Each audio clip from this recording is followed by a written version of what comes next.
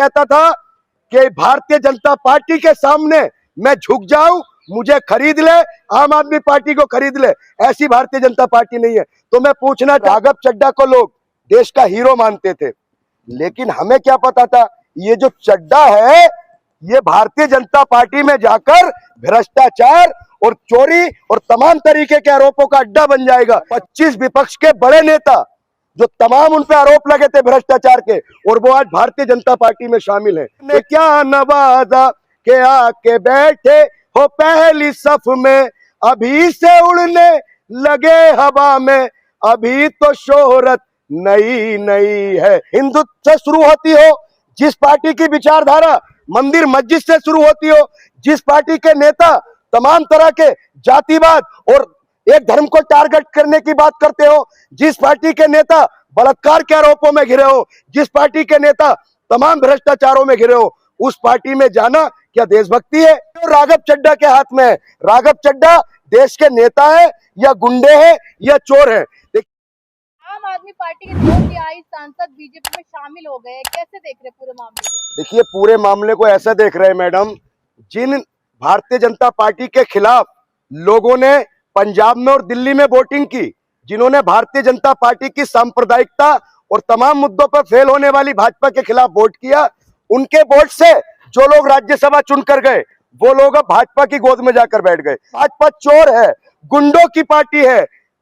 अब ये बताइए, जो लोग चोर के साथ बैठेंगे, मैं चोर नहीं कह रहा, राघव चड्ढा भाजपा को चोर कहते थे, गुंडा कहते थे और तमाम तरह के आरोप लगाते थे।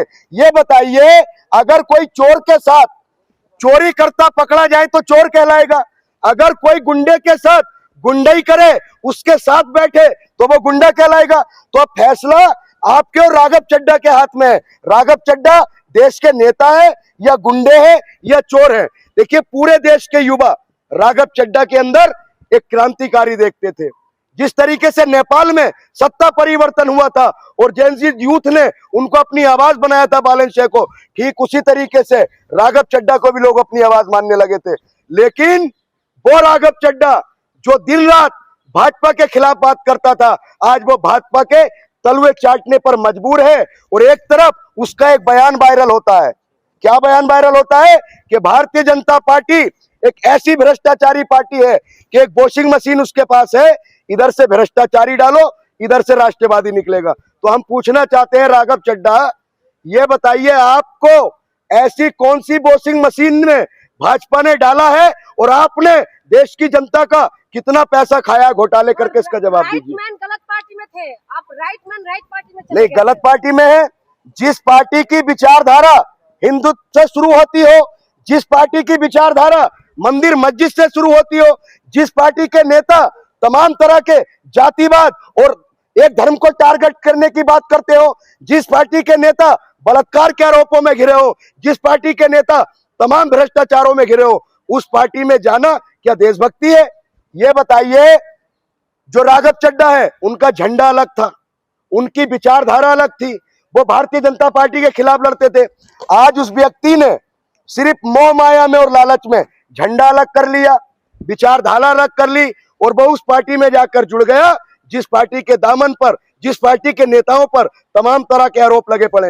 एक बात बताइए, 15 तारीख को जो मित्तल जी है राज्यसभा सांसद, उनके घर पर ईडी जाती है, ईडी की छापेमारी होती है। 15 दिन पहले वो भ्रष्टाचारी होते हैं। फिर 24 तारीख को यानी कि 9 दिन के बाद राघव चड्ढा और मित्तल जी और तमाम 7 सांसद जाकर भाजपा को ज्वाइन कर लेते हैं। वही वीरेंद्र सचदेवा ये कह रहे हैं कि राघव चड्ढा और तमाम जो 7 सांसद आए हैं उनका हम स्वागत करते हैं, क्योंकि अरविंद केजरीवाल भ्रष्टाचारी के पर्यायवाची बन चुके थे। देखिए मैडम, अरविंद केजरीवाल भ्रष्टाचार के आरोप में जेल में रहे, फिर उनको क्लीन चिट मिली।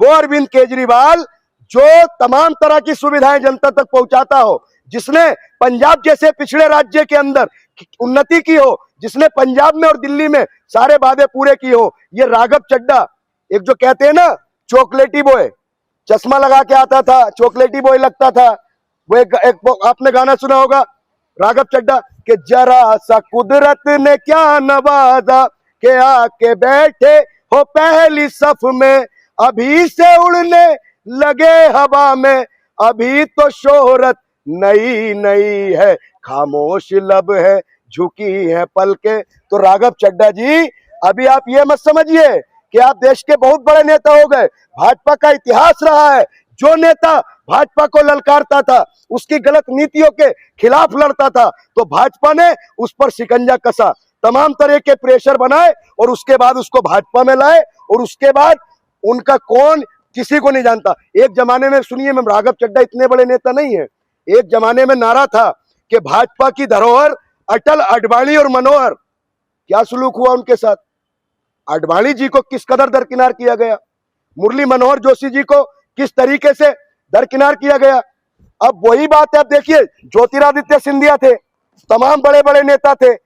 2014 के बाद 25 विपक्ष के बड़े नेता, जो तमाम उन पे आरोप लगे थे भ्रष्टाचार के, और वो आज भारतीय जनता पार्टी में शामिल हैं। तो इसका क्या कारण माना जाए? केजरीवाल महिला विरोधी है। नहीं, केजरीवाल महिला विरोधी है तो भारतीय जनता पार्टी क्या महिलाओं के सम्मान में है? बता तो रहे कि महिला के सम्मान में है। नहीं, धाकड़ पे कोई भाजपा वाला कोई क्यों नहीं आया? महिला बिल पर कंगना रनावत भी बहुत सारी डिबेट कर रही है, लेकिन जब मणिपुर के अंदर देश की महिलाओं के साथ जो उत्पीड़न हो रहा था, तो भाजपा की सांसद कहां चली गई थी? बताइए मैडम। स्वाति मालीवाल खुद कह रहे हैं कि महिला की सब ये प्रभावित हो गए मोदी नहीं, से। स्वाति मालीवाल राज्यसभा सांसद आम आदमी पार्टी से बनी और वो वकालत भारतीय जनता पार्टी की कर रही है। ये बताइए, स्वाति मालीवाल महिला आयोग की रही है, महिला आयोग में रही है, उन्होंने किस दिन महिलाओं के हक की बात की? क्या मणिपुर की महिलाओं को न्याय दिलाने की बात की? एक बात बताइए, स्वाति मालीवाल और जो राघव चड्ढा है, देखिए, राघव चड्ढा को लोग देश का हीरो मानते थे, लेकिन हमें क्या पता था ये जो चड्ढा है, ये भारतीय जनता पार्टी में जाकर भ्रष्टाचार और चोरी और तमाम तरीके के आरोपों का अड्डा बन जाएगा, ये किसी को नहीं मालूम था। ये राघव चड्ढा आज भ्रष्टाचार का सबसे बड़ा अड्डा बनने का काम राघव चड्ढा ने किया है। संसदीय सीट पे काम होंगे आप जी, कह रहे हैं कि अपने जो भी आम आदमी पार्टी के साथ कर रहे थे, कह रहे आम आदमी पार्टी के साथ तो उन्होंने टाइम वेस्ट किया है, पूरा जवानी दे दिया है भ्रष्टाचारी पार्टी में। आप कह रहे हैं मोदी जी के साथ देश को आगे बढ़ाने का नहीं, काम मोदी जी देश को कितना आगे ले जाए पत्रकार मैडम, आपको पता नहीं है? जो किसान चप्पल पहनने वाला था वो प्लेन में उड़ रहा है। जो गैस इतनी महंगी मिलती थी, आज देश के अंदर सिलेंडर 300 रुपए का मिल रहा है। आपको पता है? 300 रुपए का सिलेंडर, 1 किलो गैस 300 रुपए की मिल रही है।